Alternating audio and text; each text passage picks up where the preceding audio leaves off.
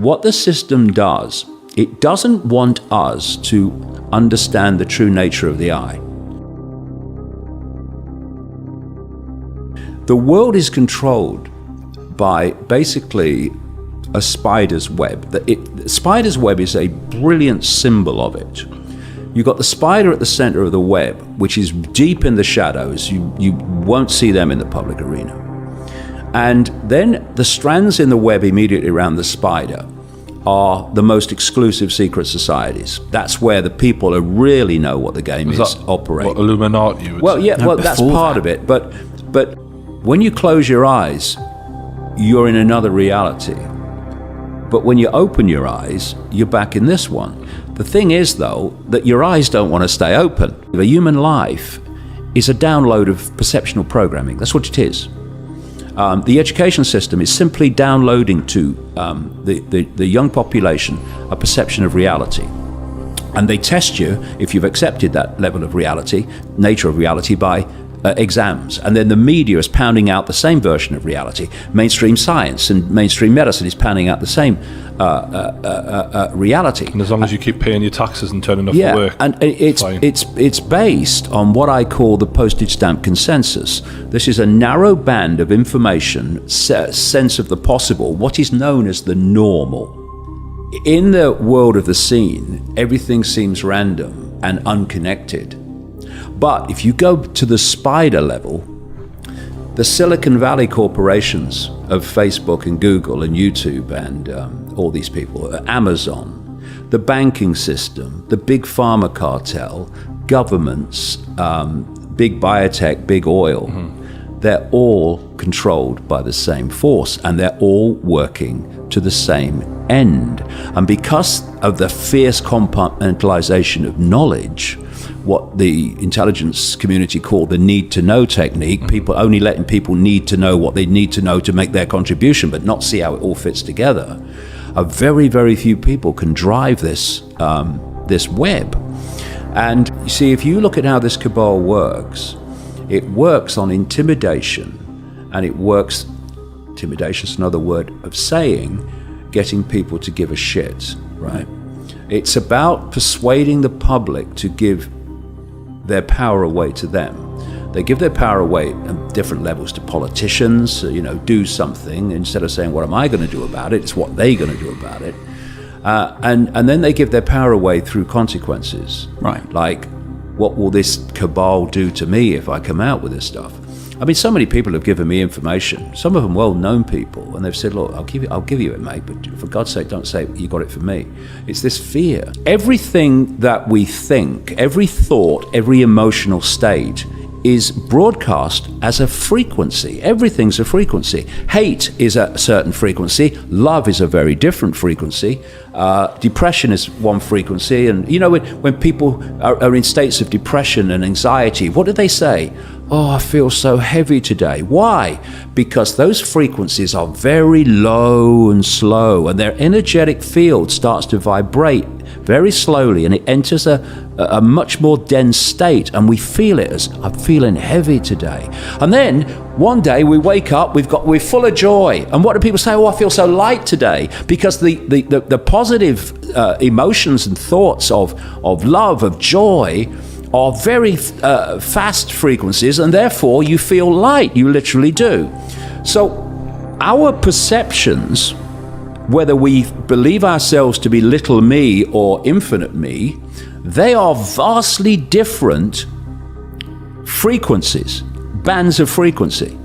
So if you're in a perception of I'm little me, I have no power, then you are broadcasting, operating on a very narrow band and low frequency band of perception. And that is interacting with the cosmic Wi-Fi, the quantum field of possibility and probability within that band. And you will create a feedback loop in which you will experience your own perceptions. And I'd say this to people, please don't confuse what is happening with your perception of what could be happening. Because what you believe is possible is not the limit of possibility. It's only what you believe is possible. And what's possible is way beyond. So one of the great mind control techniques is use of words for confusion, where they invert words. So you'll have something like eyes wide open.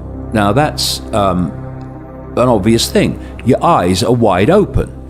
But eyes wide shut is an inversion. In other words, it's impossible for you to have your eyes wide shut. And also what you said about the occult is that everything is inverted. The whole Everything's inverted. Everything about it is that. Yeah, and the other thing about eyes wide shut is it's also a statement about much of the human race, which is people go around with their eyes wide shut. In fact, funny enough, you should say this. The opening introduction to the Trigger is called Eyes Wide Shut, and because the last two chapters at the end are called Eyes Wide Open 1 and 2. And I talk about the Kubrick film and the name of the film, Eyes Wide Shut. And although you can't have your eyes wide shut, you can walk around with your eyes open and see nothing, which is just as much Which as is having your basically eyes. what he's saying, I guess. Yeah, that's what he's basically saying, Yeah. eyes wide shut. And what he's saying is, look at it, this is what's happening. But the end game, in terms of complete control of human perception, is to connect the human brain to artificial intelligence. And this is something I've been warning about now for so frickin' long. And the Silicon Valley crazies are now openly talking about it. There's a guy at Google, he's called a futurist, called Ray Kurzweil. And there are others like him as well. And they're actually giving the year 2030 for which we're in 2019 as we speak, for connecting the human brain to artificial intelligence. And that at that point, and I'm now quoting or paraphrasing Kurzweil, once that connection's made, he said AI will do more and more and more of human thinking until human thinking as we currently know it will be basically negligible. Right. In other words, the human mind will become AI, and instead of manipulating human perception will become direct through AI. And this is how they've done it. There's a... We're already kind of. Oh, on that we way. are. Can I ask? Using the phone for a start. Oh, yeah. Well, I just want to give you a sequence, because this will be very relevant to the people watching this.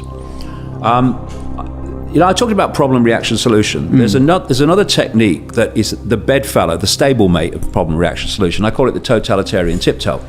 And what you do is you start at A, and you know you're going to Z. But if you go in too big a leap to Z, the change is such that people go, what's going on? What's going on? What's happening? So you go as big a leap as you can, but not so big that people see the pattern. So the totalitarian tiptoe to control by AI went like this. Stage 1, get them addicted to technology that they hold. Your goal is to get in the body.